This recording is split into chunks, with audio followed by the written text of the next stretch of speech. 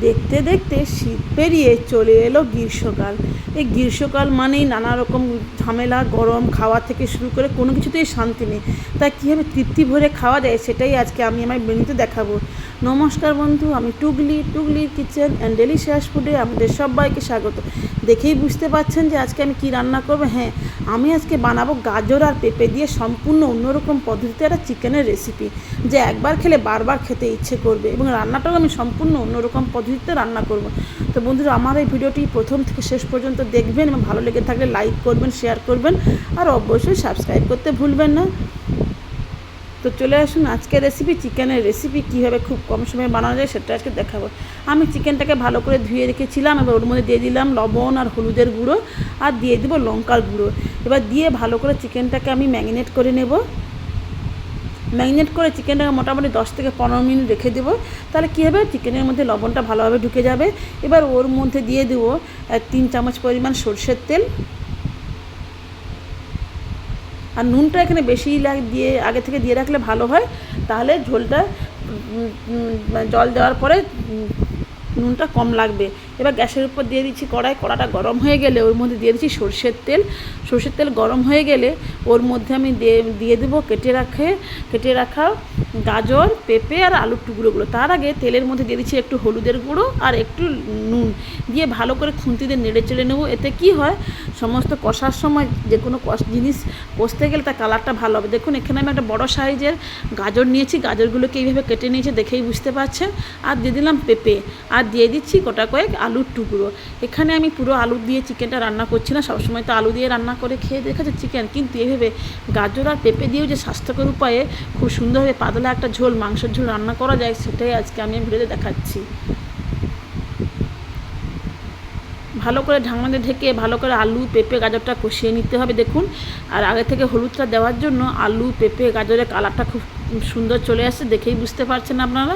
এবার ঢেকে ভালো করে আমি কষিয়ে নিচ্ছি। এই সময় কিন্তু গ্যাসের আঁচটা আমি মিডিয়ামে রেখেছি, হাইতে রাখিনি, তাহলে কি হবে, আলুটা বাইরে লাল হয়ে যাবে কিন্তু ভেতরটা ঠিকমতো সেদ্ধ হবে না, আর নুনটাও ঠিকমতো ঢুকবে না। আমি ঢেকে ভালো করে আমি এটাকে কষিয়ে নিয়েছি, কষানো হয়ে গেছে, আর কালারটাও খুব সুন্দর চলে এসছে আলু, পেঁপে আর গাজরের।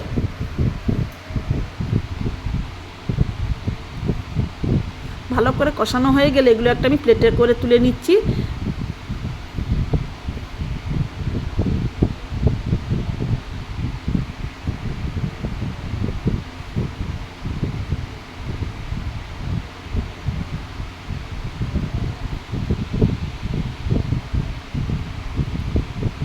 ওই একই কড়াই আরও খানিকটা পরিমাণ সরষের তেল দিয়ে দিলাম। আপনারা চাইলে সরষের তেল আর রিফাইন তেল মিশিয়েও করতে পারেন, তবে এখানে আমি তেল খুব একটা বেশি দিচ্ছি না, যেহেতু আমি আগেই বলেছি এটা স্বাস্থ্যকর উপর একটা পাতলা ঝোল মতো করবো। তাই এখন কয়েকটা গোটা গরম মশলা দিয়ে দিলাম, এটা তেজপাতা আর কাঠঝাল, এলাচ আর গোলমরিচের টুকরো, যেটা আমি থেতো করে রেখেছিলাম। এবার তেলটা গরম হয়ে গেলে ওর মধ্যে দিয়ে একটু নেড়ে চেড়ে নেবো মশলাটা। তবে এইভাবে গরম মশলা দিলে তেলের মধ্যে যে কোনো রান্নার স্বাদ কিন্তু দ্বিগুণ হয়ে যায়।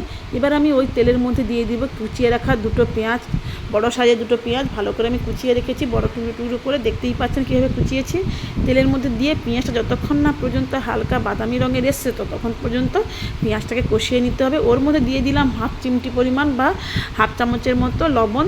লবণটা দিলে কী হয়, পেঁয়াজটা তাড়াতাড়ি গলে যাবে এবং রান্না তাড়াতাড়ি সেদ্ধ হতে সময় হয়ে যাবে।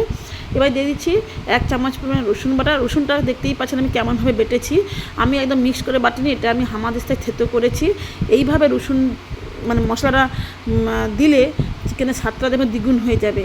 আর এখানে রসুনটা আমি কোনো আজকের মশলা সমস্ত মিহি করে বাটিনি, একটু থেতো করেছি, 50%-এর মতো থেতো করেছি।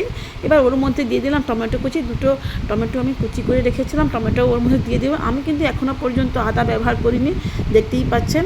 যে আপনারা ভাবছেন মাংস করছি কিন্তু আদা নেই কীভাবে, সেটাই আজকে আমি দেখাবো যে কীভাবে আদা ছাড়া মাংস রান্না হয়। তো আদা দেবো, কিন্তু সেটা সময় মতো আর কি।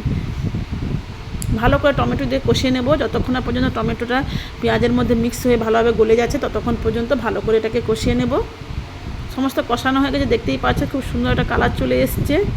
এবার আমি ওর মধ্যে দিয়ে দেবো পরিমাণ মতো হলুদের গুঁড়ো,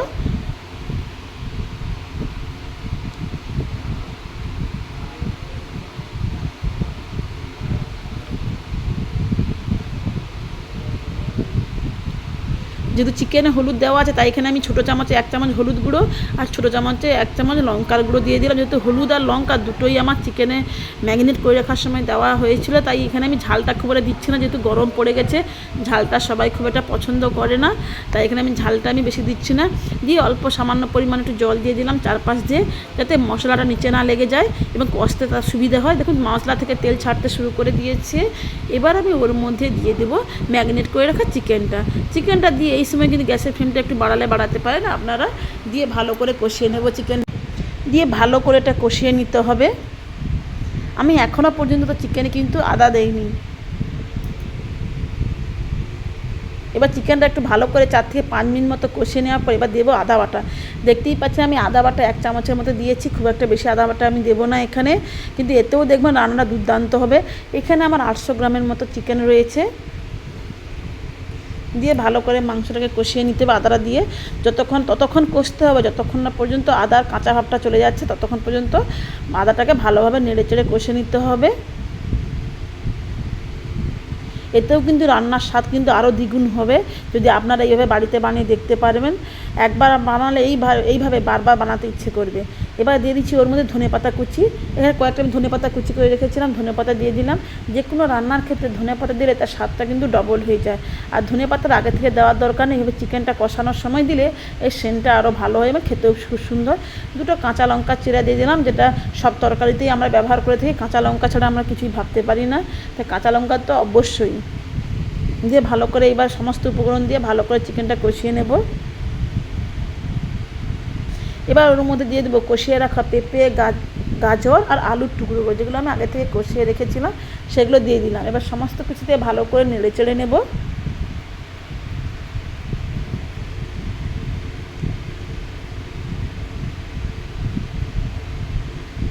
এবার ভালো করে নেড়ে চেড়ে নেব।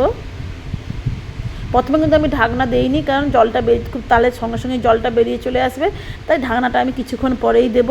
প্রথমে আমি এমনি খোলা অবস্থাতেই চিকেনটা রান্না করছি, সেটা দেখেই বুঝতে পারছেন।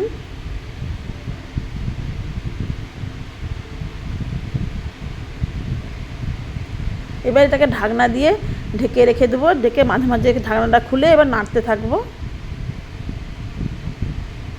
কিছুক্ষণ পরে ঢাকনাটা খুলে দিলাম, দেখুন, আর দেখতেই পাচ্ছেন চিকেনের কালারটা কত সুন্দর চলে এসছে, যা দেখলে আপনাদের খেতে ইচ্ছে করবে। এইরকম চিকেন গরম রুটি, লুচি, পরোটা বা গরম ভাত যদি থাকে, জাস্ট আর কোনো কিছু দরকার নেই, এটা দিয়েই খাওয়া হয়ে যাবে চেটে পুটে। আবার ঢাকনা দিয়ে ঢেকে রেখে দিলাম।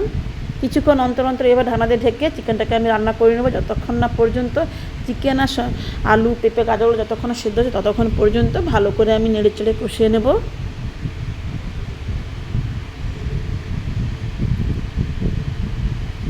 এইভাবে রান্না করলে কিন্তু বারবার রান্না করতে চাইবেন এবং প্রশংসাও করবে সবাই খেয়ে। তো বন্ধুরা, আমার এই রেসিপি প্রথম থেকে শেষ পর্যন্ত আপনারা দেখবেন, কেটে দিবেন না, এবং ভালো লেগে থাকলে প্রতিবারের পর্যন্ত লাইক করবেন, শেয়ার করুন, আর অবশ্যই সাবস্ক্রাইব করতে ভুলবেন না। যেহেতু মাংসটা আমি পাতলা ঝোল, তবে খুব একটা আমি যেখানে মানে ঝোলের রাখবো না, একটু বেশি মানে পরিমাণ মতো যার যেটা ইচ্ছে। এখানে আমি জল দেবো, তবে এখানে আমি গরম জল ব্যবহার করবেন, ঠান্ডা জল দিচ্ছি না। চিকেন রান্নার সময় আপনারা চেষ্টা করবেন গরম জলটা দেওয়ার। এখানে আমি 1 বাটির মতো জল দিয়েছি, সে দেখেই আমরা দিয়েছি 1 বাটি জল দিয়েছি, খুব একটা জল বেশি দেবো না। তবে আপনাদের যদি প্রয়োজন হয় জলটা আরও লাগবে, তবে আপনারা আপনাদের মানে পরিমাণ মতো বুঝে দিবেন। দিয়ে ভালো করে মাংসটা আমি রান্না করে নিচ্ছি। হয়ে গেছে আজকের রেসিপি, গাজর, পেঁপে, আলু দিয়ে মাংসের পাতলা ঝোল। এবার এটাকে গ্যাসটা অফ করে একটা গামলাতে করে আমি নামিয়ে নিচ্ছি।